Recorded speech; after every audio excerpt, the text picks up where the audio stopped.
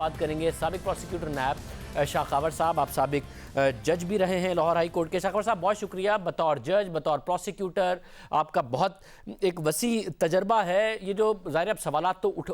اٹھ رہے ہیں, سیاسی معاملہ بھی بنایا جا رہا ہے, مگر آپ بتائیے گا کہ کیا یہ ایک ٹھیک ہوا ہے جو بھی پروسیجر ہے ماضی میں بھی ہوتا رہا ہے, یا کچھ نیا ہے جو سوالات اٹھ رہے ہیں ان میں وزن ہے؟ دیکھیں بات یہ ہے کہ یہ جو نوٹیفیکیشن یا جو لیٹر ہے یہ آپ نے دیکھا ہے یہ 26 اگست کا جاری ہوا ہے, اور یہ اس میں مخاطب کیا گیا ہے registrar Lahore high court Lahore کو, اور یہ مراسلہ جو ہے وزارت قانون و انصاف حکومت پاکستان کی طرف سے ہے. اس میں جو سبجیکٹ ہے وہ ہے کہ جج صاحبان کی ریپیٹریشن اور نئے ججز کا تقرر.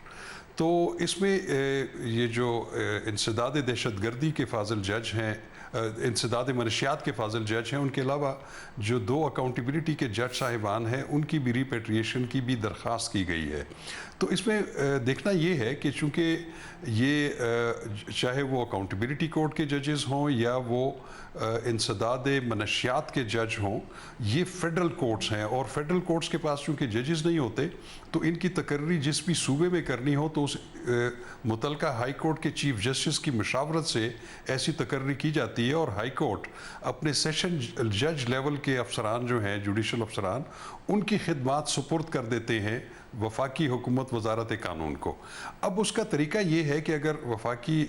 حکومت نے کسی جج صاحب کو ریپیٹریٹ بھی کرنا ہے تو جیسے اس لیٹر سے ظاہر ہو رہا ہے کہ وہ ہائی کورٹ پہ گیا, اور جب تک فاضل ہائی کورٹ اور چیف جسٹس اس کی منظوری نہ دیں اور وہ واپس جواب آ جائے تو اس کے بعد ایک نوٹیفیکیشن وزارت قانون حکومت پاکستان دوبارہ جاری کرے گی جس میں ان کی باقاعدہ ریپیٹریشن کا نوٹیفیکیشن ایشو ہو جائے گا. اب یہ جو لیٹر جس کا ذکر ہو رہا ہے جو میں نے بھی دیکھا ہے,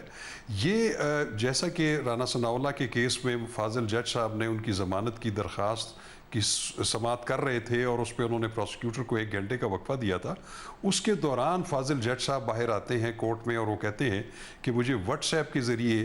یہ والا لیٹر 26 اگست کا یہ مجھے بھیجا گیا اور مجھے کام سے روک دیا گیا ہے. میں سمجھتا ہوں کہ وہ فاضل جج صاحب اس لیٹر کو واٹس ایپ پہ ریسیو کرنے کے بعد اس بات کے باؤنڈ نہیں تھے کہ وہ اس کیس سے اپنے ہاتھ اٹھا لیتے جب تک ان کو لاہور ہائی کورٹ جو ان کا پیرنٹ ہائی کورٹ ہے وہاں سے نوٹیفیکیشن نہ آتا کہ آپ اپنے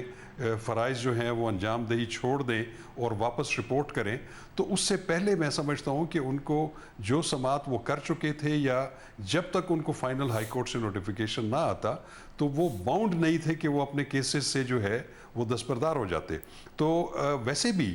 واٹس ایپ پہ کسی کو میسج آنا یہ جو جنرل کلازز ایکٹ ہے اس کے تحت یہ فارمل کسی کی جو ہے انٹیمیشن نہیں ہے, ایسے انٹیمیشن نہیں ہوتی, اور نہ ہی اس کا ریسیپینٹ جو ہے ایسی انٹیمیشن کو